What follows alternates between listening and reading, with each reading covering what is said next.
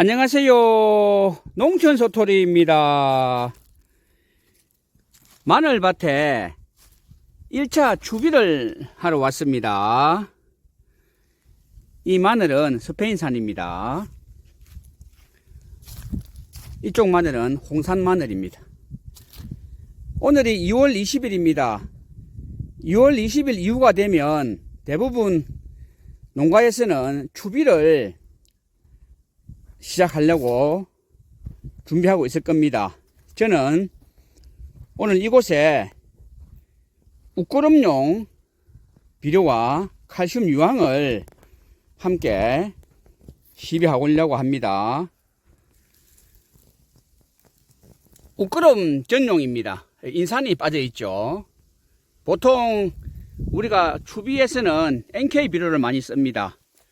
저는 웃구름 비료를 주는데 여기에는 몇 가지가 들어 있습니다. 질소, 칼리, 고토, 붕소, 그리고 곁들여서 칼슘과 유황을 함께 시비할 겁니다. 그리고 대유 신나르겐에서 나오는 미량요소입니다. 이 미량요소는 사실 언제든지 작물에 공급해줘도 별 해가 없습니다. 이 나르겐은 물에 타서 시비하고 난 이후에 물을 줄 것입니다.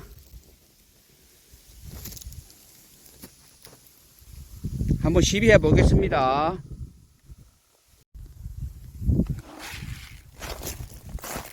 조금 많이 주겠습니다.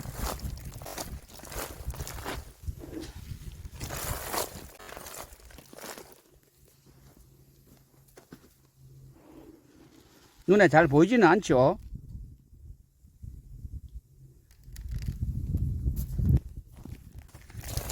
기온에 부족한 영양분을 이 비료로서 보충해 주는 것입니다. 잡초도 많이 났습니다. 이 봄이 정말 오는가 봅니다. 잡초들이 먼저 안 해요.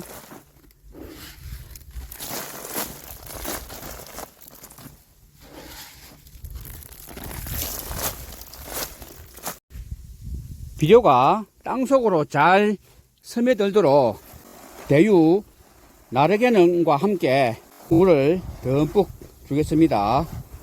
한 번 주고 한 번 더 주겠습니다. 아마 이렇게 하면 비료가 땅속에 잘 침투가 되고 금방 뿌리가 빨아먹고 몸체로 영양분을 보낼 것 같습니다. 이렇게 한 번 더 주면은 잘 스며들겠습니다.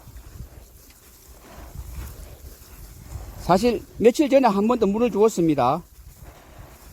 겨울에도 가물기 때문에 물을 주는 것이 훨씬 좋습니다. 대신 날씨를 봐가면서 주셔야 됩니다. 물을 충분하게 공급해 주었습니다.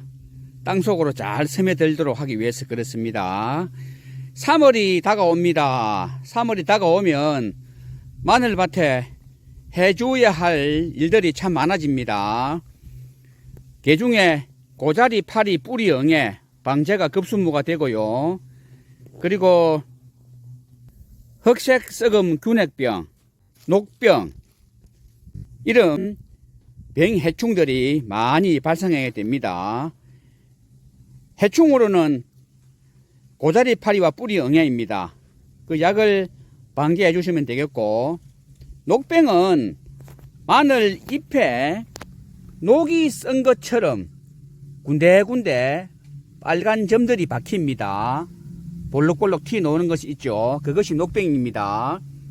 흑색 썩음 균핵병은 곰팡이 병인데요. 이 뿌리 부분에 꺼멓게 병이 들어서 썩어갑니다.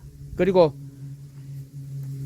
잎마른병이 있고요. 이것은 잎마른병이 아닙니다. 겨울에 하엽들이 죽은 겁니다. 나중에 4월에서 5월이 되어 가면 이 잎들이 말라지게 됩니다. 잎마른병.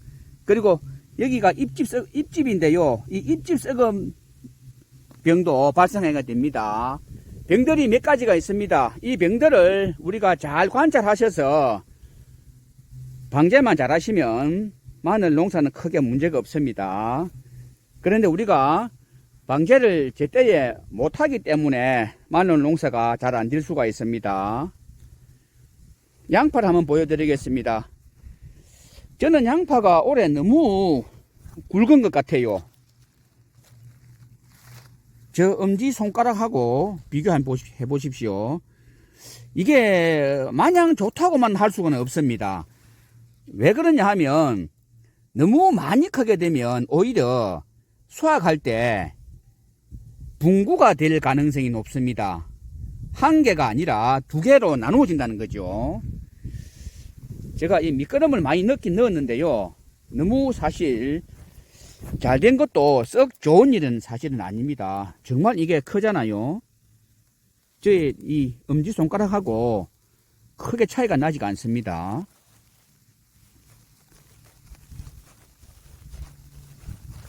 땅을 파보니까 이 어두워서 잘 안 보일 수도 있는데 많이 굵은 것 같아요. 물론 구 형성은 4월이 넘어가야 됩니다.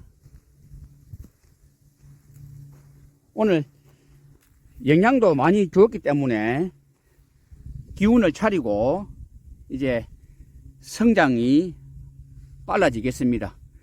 특히 추비는 비가 오는 전날이나 비 오는 날이 가장 좋습니다. 저는 이 날짜를 맞추지를 못해서 오늘 불가피하게 추비를 하고 물을 주었습니다. 형편이 안 되면 물을 줘도 되고 형편이 된다면 비를 맞히는 것이 가장 좋은 방법이 되겠습니다. 잡초가 많이 있습니다. 잡초도 꼭 제거해 주시기 바랍니다. 이 영양분을 잡초가 많이 빼앗아 갑니다.